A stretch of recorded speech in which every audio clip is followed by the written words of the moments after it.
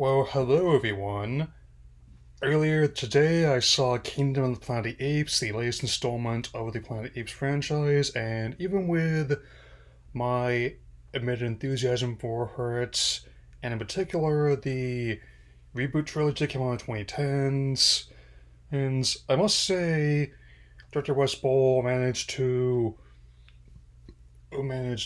really pull it off and make the next great installment of the franchise, and in the process, be way more confident in him handling the Zelda movie, even as someone who was not a huge fan of his previous output, so let's begin. Centuries have passed since the events of War of the Planet of the Apes, with Caesar having invaded to legend, myth, and memory, as a new tribe of apes, which includes Noah, crosses paths with a human and who, until a clerical point, bears the title of Nova, uh, ends up taken from his tribe by the despotic ruler Proximus, and in a way, this also connects the recent trilogy to the classic installments from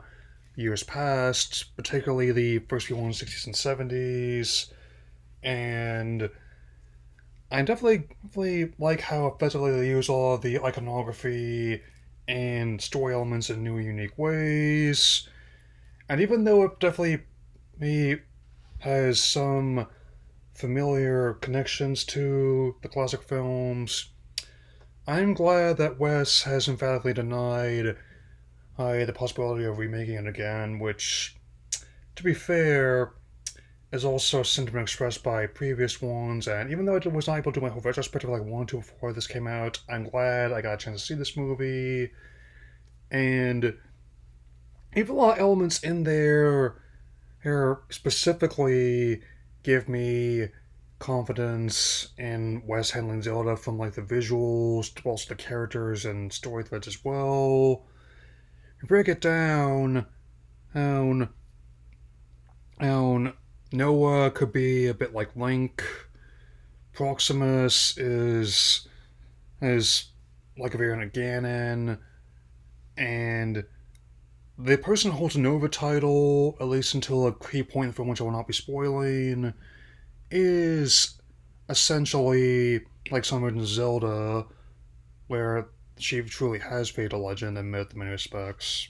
Even in this current state of the hate of film history, especially with the Fall Guy doing alright, but not great in terms of numbers they were wanting, and also even the episode 1 re-release doing actually moderately well given the circumstances.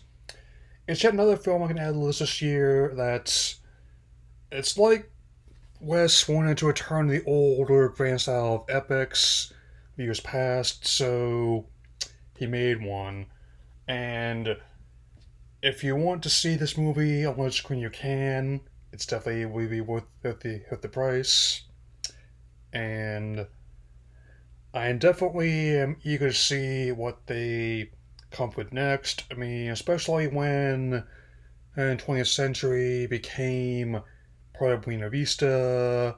This is one of the assets they definitely saw value in. I'm glad they were able to deliver another impressive installment. So I'll most definitely say go see it. I give this a very strong 4 out of 4, like 5 out of 5. And now, on the coming attractions, which will be going by release date to keep things as objective as I can, given the circumstances. June 14th, Inside Out 2, which sees most but not all of the cast return, and relative newcomer Kelsey Mann taking the reins of director from Pete Docter. I mean, big fan of the original, and I must say, hey, I definitely get the vibe this is going to be like an organic kind of sequel in the vein of the Toy Story follow-ups, rather than being one made mainly for monetary factors like the Cars movies often are. And even though I have mixed feelings towards Mindy Kaling and Bill Hader Walker Pay dispute, I would say that Liza Lapira and Tony Hill more than capable of filling their roles. Oh, especially with new age existentialism coming in. And I'm basically, as someone who's been following them in capacity since first Toy Story, you give me humor and existential drama in some fashion, odds are I'll enjoy myself, and I will still stand by I, the the admission that anxiety, voiced by Maya Hawke, is my spirit animal in this day and age, so to speak. So let's continue. June 21st, The Bike Riders, one of many films coming out very packed summer solstice this year, which features Jeff Nichols as director, re-teaming with his frequent collaborator Michael Shannon, and the cast also includes Tom Hardy, Austin Butler, Norman Reedus, and Jodie Comer as the seeds of a biker gang and its origins in the 1960s. And even though I'm not sure what to expect, I definitely think it looks interesting at the very least. So I'm gonna keep an eye on this one, all things considered. So again, let's continue. As is much more discussed. June 28th, A Quiet Place Day 1, a prequel to the Quiet Place franchise, while work on the third main installment continues to progress.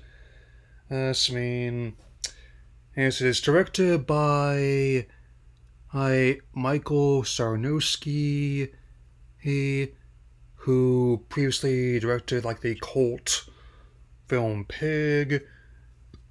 It stars Lupita Nyong'o, Joseph Quinn, Alex Wolff, and Jimon Hunso, and I definitely like the concept of this franchise, and I definitely think this cast they've gone with is one that's more than capable of carrying a movie on an verbal performance. With honestly makes sense. When you have an alien race that preys on sound, and you would definitely want to cast people who can carry performance on their body language, and let's just say that it'll definitely be another one we keep an eye on. So let's keep going. Okay, so July 3rd, for the 4th of July weekend, we get Despicable Me 4, or the fourth main installment of the franchise, and even though it's clear that it's seen a bit of mileage since Elimination first burst on the scene 14 years ago, of course we're going to keep milking this goat for as long as it still produces results for them. It's going to be carried mainly by its voice cast, which now sees Will Ferrell join as the main antagonist, and also has some elements like the minions once again being experimented on to combat this threat, and also Gru and the others going witness protection even after he's basically gets burned. And two variants include their own versions of Cyclops and perhaps Ben Grimm. So I get the feeling that the Fantastic Four reboot is probably not going to be like this at all. So let's continue. Okay, so July 26th, Deadpool Wolverine, which officially marks the X-Men and Deadpool joining the MCU. And it turns out the Green Band and version in the trailer actually has a few bits that I didn't see in the Red Band version either, so it turns out it's not going to be Caliban or variant of him that's going to be the bad guy here. It's going to be a very bad girl, among other potential threats. We get more of Dogpool, played by the most recent winner of the World's Ugliest Dog contests, and more of Ant-Man's remains, Haynes, being used as a base or something else. Where, I mean, come on, didn't I may not have hated Quantum like some other people did, but wow, this definitely is gonna be a pretty heavy, and also seems to be implying that yes, technically, even with the changes that wave me to the timeline, I mean, Logan is definitely still canon in this movie in some aspects. So let's fudging go. I certainly will. 18th, Alien Romulus was one of the reasons why I put on my Win the Otani shirt this evening.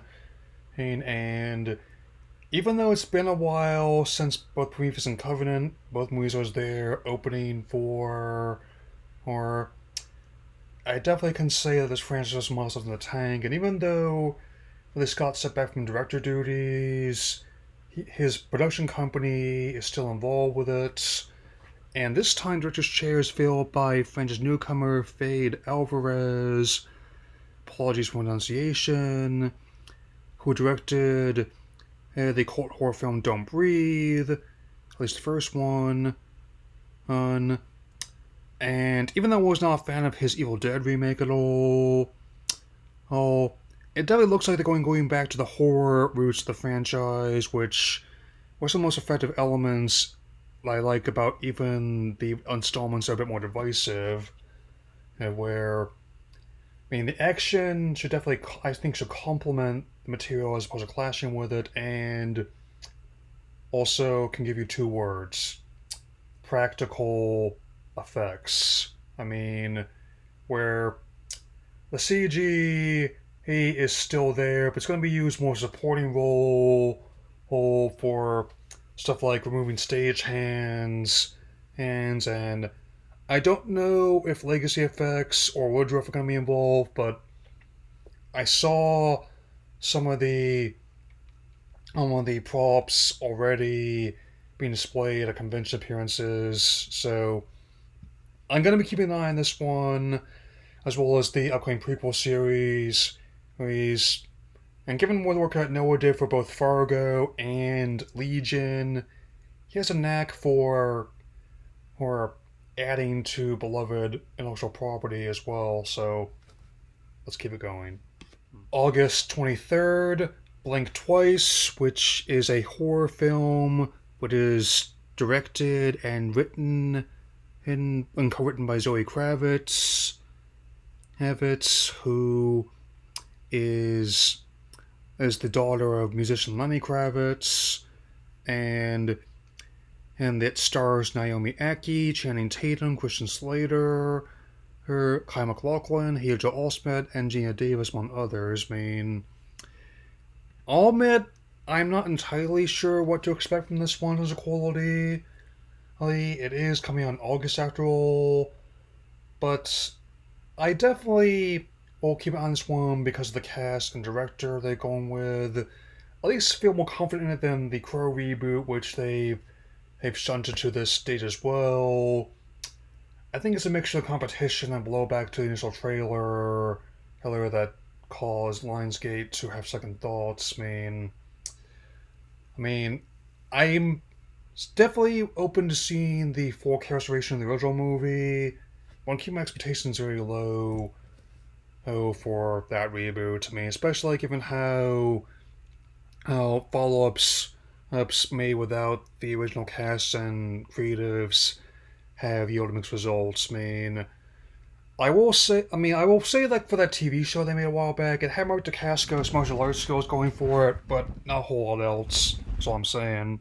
Last but not least, October the 4th, Joker for the Adieu, the sequel to the billion-dollar award-winning Joker for 2019, which sees both Joaquin Phoenix and Todd Phillips back, but also Lady Gaga playing a very different variant of Harley Quinn this time around. And on top of this, as it's a jukebox musical featuring, in, to my understanding, not just Burt Bacharach's What the World Needs Now, but also The Carpenters' Close to You, among other her tracks. And I'm noticing the discourse around this movie is not that different from how it went with the first one. I've only got until now to talk about it. I mean, it's definitely a crazy idea, but like the last movie, I think it's one that's crazy enough to work. I mean, where, and this is like the only movie DC has on the marquee this year, being Elseworld. So between this and the Reeves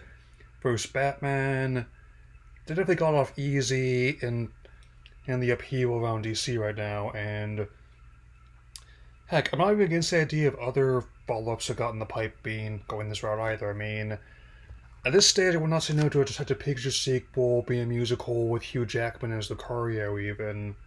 It's that kind of what we're living in. Like, weird times, call for weird entertainment, I would say. And with that, definitely going to be looking into Detectives Furiosa yet, so soon. And I definitely would not be against trying to make Garfiosa a thing, and much like how Barbenheimer was last year. I mean, when I wanted a gas town, I want a gas town now. That's all for now, so take care, everyone.